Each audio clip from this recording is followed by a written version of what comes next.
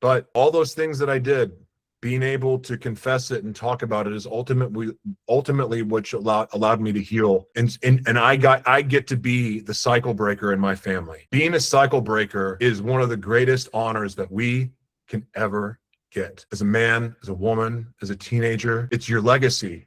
And you know what? I came from a family of outlaws. Outlaws in America are like crooked cowboys, bootleggers, womanizers, corrupt politicians. My family had a curse on it. And by the grace of God, I'm the cycle breaker. And I don't know how much time I have left on this planet, but knowing that I'm the one that broke the cycles and so that my family after me doesn't have to walk in that anymore is a really good feeling. And you know what? I bet it's something a lot of you want too, because you've grown up around generational cycles of pain and suffering, and you get to be the one to break it. The most powerful content you will create is not about what you know. It is about what you survived. The thing you are most afraid to say. That is the thing someone else is living through right now, alone, in silence, convinced they are the only one. When I found out I had HIV, I thought I was the only one. I knew that wasn't true, but in my head, I was the only one. I thought it was a death sentence, even though I knew it wasn't. I knew it wasn't. I knew the stats. I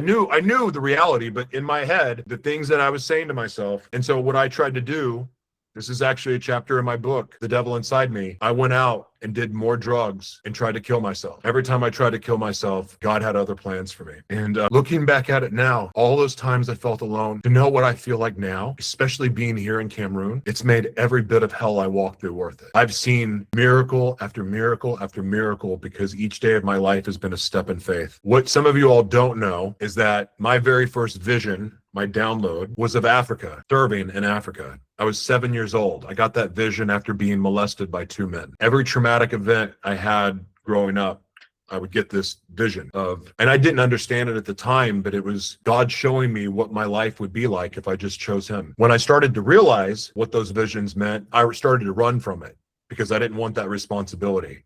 I don't know how many of you can relate. Like, you know that God has a calling on your life, but it scares the crap out of you or you don't believe it's possible. Let me just say this with all my heart. God does not put those dreams in your heart to mock you or tease you. That is God showing you what's possible for your life. That's God's promise. It's unique to you, but you have to step in faith. You have to step in faith.